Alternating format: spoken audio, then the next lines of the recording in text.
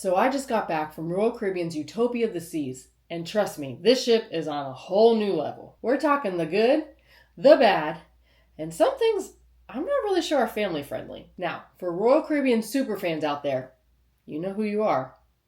Buckle up, because things are about to get real. This is going to be an honest review, and I'm not holding back. Is Utopia pushing the boundaries to what a cruise should be? Well, stick around, because we're diving in. From wild pool parties to after-hour craziness, people are calling this cruise the ultimate party ship. But here's the real question. Is Utopia of the Seas too risque for the average cruiser? Let's find out together. Now, honestly, when I heard this, I thought, how wild can it be? I've been on plenty of Royal Caribbean cruises. There's no way that this ship could be that much different. Sure, I expected it to be extra fun, but wild and crazy? Let's start from the beginning.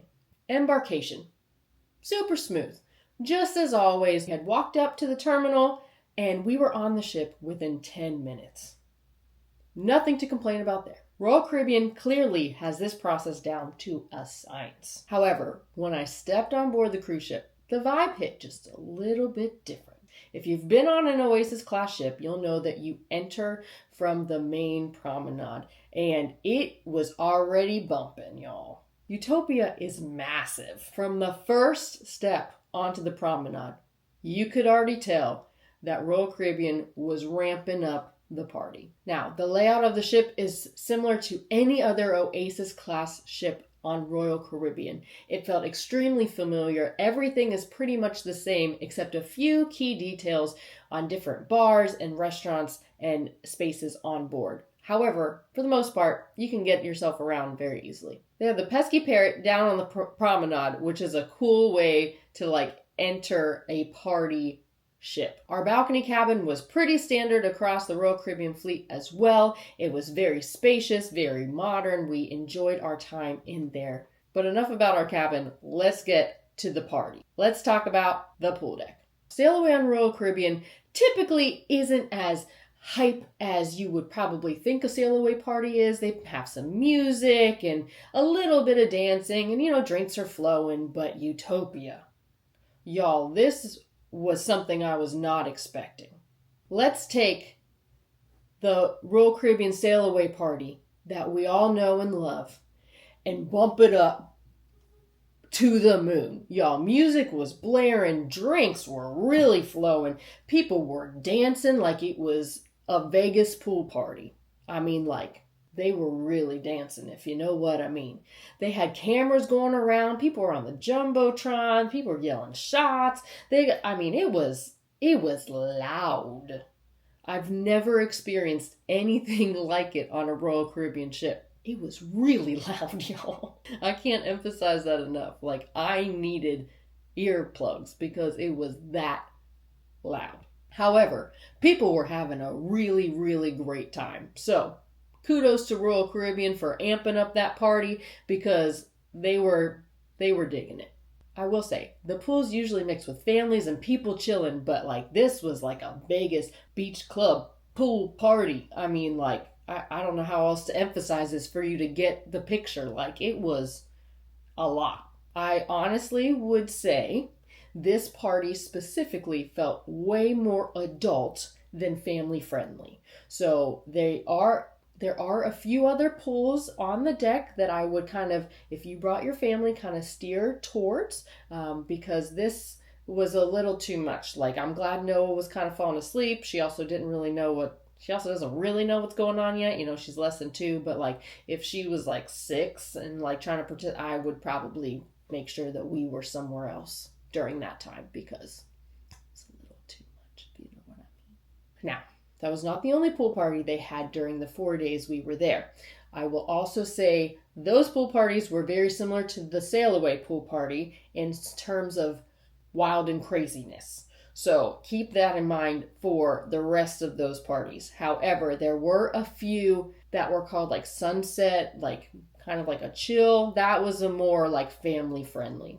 So just to gauge that, it happened more than once throughout the cruise. Now let's fast forward to some late night party scenes as well. Now, Utopia, as I'm sure by now you've figured out, that it is marketing themselves to the biggest party weekend or biggest party cruise. And so there are a lot of little parties that pop up throughout the cruise.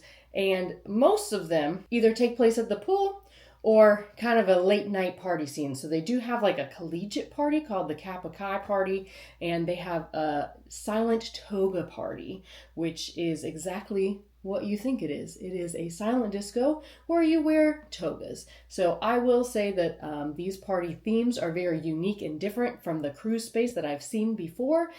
I believe these parties felt well managed. I don't think that anything got wild and crazy and completely out of control. That's typically not the scene for Royal Caribbean anyway, but you can let loose and have a good time at these parties.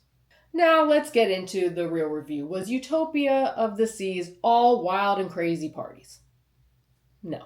The ship itself is gorgeous with some incredible features, like the longest dry slide at sea. There's a zip line on the ship, the flow rider, there's rock walls. There's so many things to do on this cruise ship. There's even a carousel for the little kids, and Noah had a great time. The shows were up to Royal Caribbean standards. There's an ice show, and we even saw some of the aqua show. Now, I will warn you, this is the loudest aqua show I have seen yet. I am unsure why Royal Caribbean sound people think that a fun party has to be very loud. That is not the case. But this was the loudest. I had to leave. I had to put headphones on Noah, and it was still too loud. And so we ended up getting up and leaving. I heard the show was pretty great, but only if you can withstand some extra decibels in your eardrums. Now, the food was pretty on par with Royal Caribbean. We did eat in the main dining room.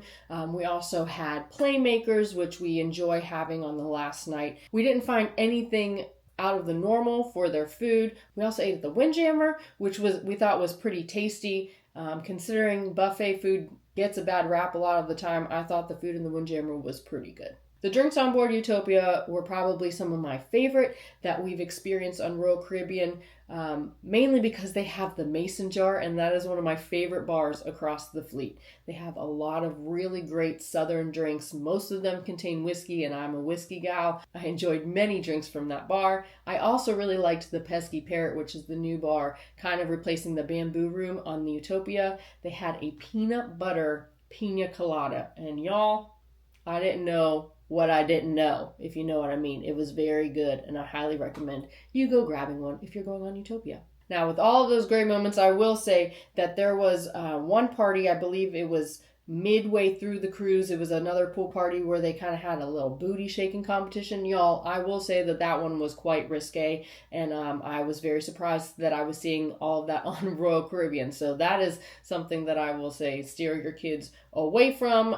It's definitely not on the family-friendly spectrum at all. So it was a little more than I'm used to on Royal Caribbean. So that was kind of the only real shocking, like, oh, this is different. This is different. However, overall, we had a great experience on the ship, so I can't say that it ruined the cruise by any means. So, how does Utopia of the Seas compare to other cruise lines like Carnival, Norwegian, Disney, and other Royal Caribbean ships?